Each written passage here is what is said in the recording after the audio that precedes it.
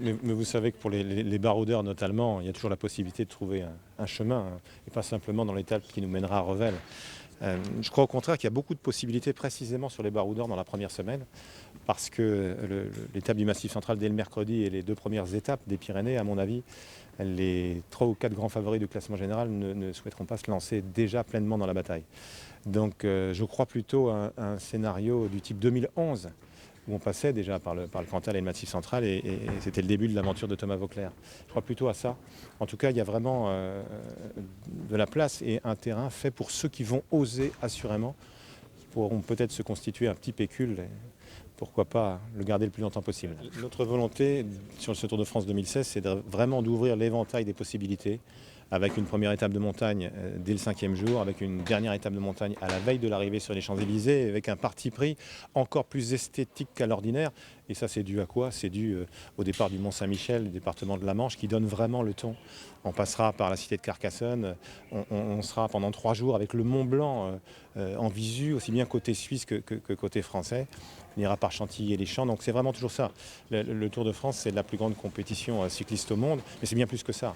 Le Tour de France, c'est la découverte du patrimoine, c'est la découverte de la France, c'est la découverte des pays limitrophes, et c'est aussi, en allant pour nous à l'étranger, permettre aux étrangers de découvrir notre pays. Donc voilà, vous faites ce petit mélange-là, plus toutes les contraintes de kilométrage de la Fédération internationale, plus les contraintes géographiques, plus notre volonté, et vous parvenez à un parcours du Tour de France. Est-ce que c'est un parcours pour les montagnards?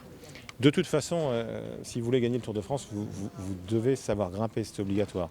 Alors en effet, j'emploierais plus le qualificatif de montagnard que de grimpeur cette année, parce que nous aurons 4 arrivées au sommet, mais aussi 4 arrivées après le franchissement du dernier col, et il faudra donc à l'évidence aussi savoir descendre, très bien descendre.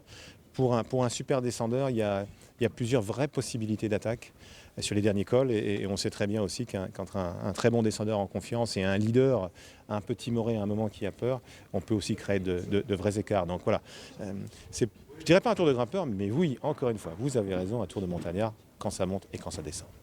Est-ce qu'il y a une étape qui peut surprendre en particulier qu'on n'attend pas forcément?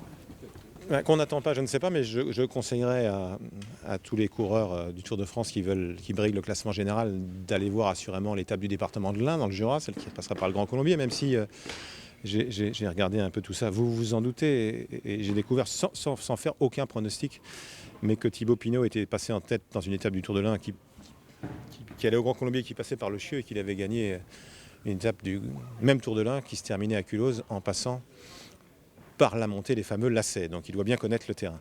Après, tout est possible. L'étape de Fin-Haut-Émosson sera absolument splendide. C'était la dernière étape du dernier Critérium du Dauphiné. Les coureurs seront dans les neiges éternelles, c'est vraiment fabuleux. En plus, il se trouve qu'on va passer devant le glacier du Tour, hasard total, fait pour nous. Le Mont Blanc nous attend, et ça va être une arrivée peu commune aussi parce que l'étape n'est rendue possible que parce que, pour d'autres raisons évidemment qui n'ont rien à voir avec le Tour de France, pour la construction d'une usine de pompage-turbinage, un tunnel et une route de 7 km sous la montagne a été creusé. On ne pouvait pas, je n'imaginais pas qu'on puisse aller à Fin-Haut-Émosson en étant en cul-de-sac. Du coup, on n'est plus en cul-de-sac, et c'est ce qui permet la réalisation, oui, d'un rêve, parce que c'est absolument splendide, et puis c'est dur. La Forclaz avant, la montée vers Émosson à pratiquement 2000 mètres. Ça fera un total de 23 km à 8%. Les spécialistes apprécieront, d'autant que la pente se raidit. Plus on monte, plus ça se raidit. Il y aura de la bagarre. 2 jours de repos à l'étranger, c'est aussi une petite innovation. 2 jours de repos à l'étranger, oui. Sur Andorre, c'est tout simple. C'est que là aussi, c'est fait pour les vieux, donc c'est pas fait pour vous. Mais 1964, journée de repos en Andorre. Radio Andorre, la baignoire pleine de sangria. J'espère qu'ils vont le faire à nouveau. J'ai envie de me jeter dedans. Voilà. Blague à part, il y a des routes nouvelles, de nouveaux cols en Andorre que nous emprunterons, comme Betchalis par exemple, que la Vuelta a mis au parcours l'année dernière, mais qui sont tout récents. Et puis ensuite, en Suisse, on avait la volonté, oui, de se poser un tout petit peu. Trouvé assez paradoxal qu'on ne soit jamais allé dans la capitale fédérale suisse, alors que le Tour de France est allé en Suisse pour la première fois en 1913. On a tenu un petit peu pour aller jusqu'à Berne.